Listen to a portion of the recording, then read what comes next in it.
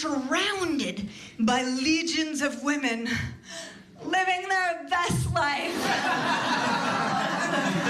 in full hair and makeup with their half-willing, subservient Instagram boyfriends doing full-scale amateur Sports Illustrated swimsuit shoots.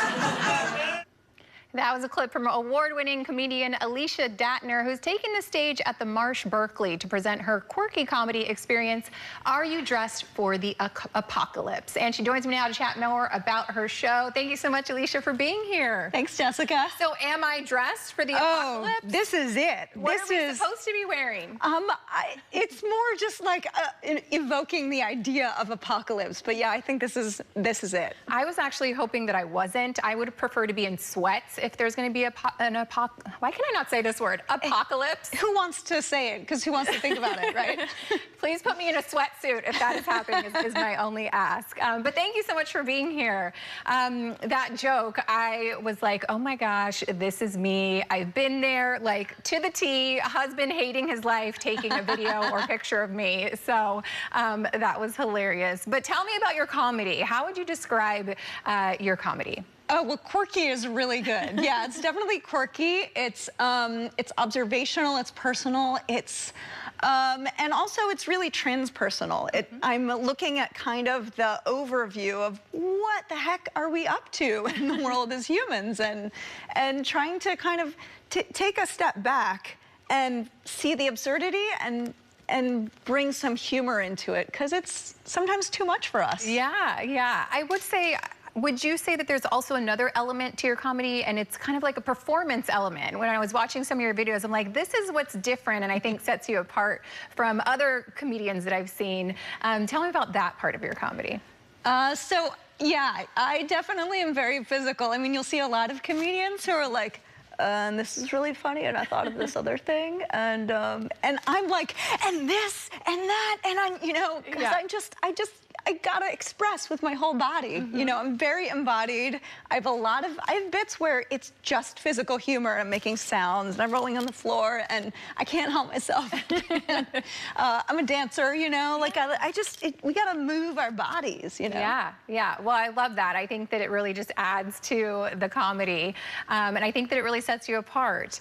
You are performing at the Marsh for the next 3 weekends. Tell me about the show.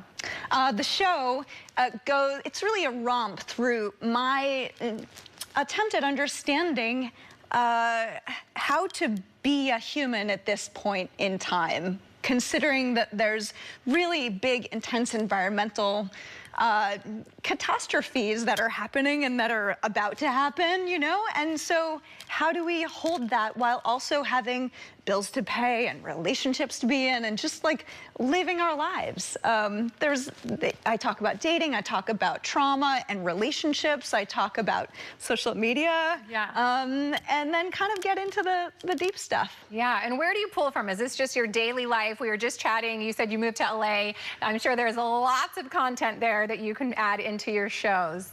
Yeah, I mean, I pull from everything. I've been a life coach, I've been a video editor, I've been, you know, a personal growth facilitator. So there's a lot of different areas that I've lived in Bali and Portugal, and, you know, I like to pull from everything. Yeah. When did you first get into comedy? Take me back to how it started and you kind of decided, you know what, I think I want to get up there and tell some jokes and make people laugh. How did that start?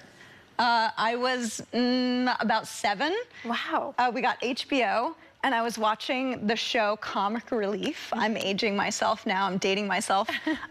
We were watching Comic Relief on HBO, and I saw Robin Williams and Billy Crystal and Whoopi Goldberg, and they were doing sketches together, and they were making people laugh and raising money to help the homeless. And it was like, I could do these 2 things, and I just felt this, like, deep desire way down in my bones, my heart, everything on fire. Like, I have to be on stage. Wow. I want to make people laugh.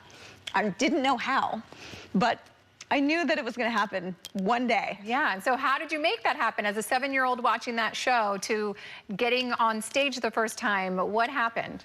I started writing jokes when I was 11 or so. I remember thinking, like, I can't do this. It's too terrifying. So it was many years.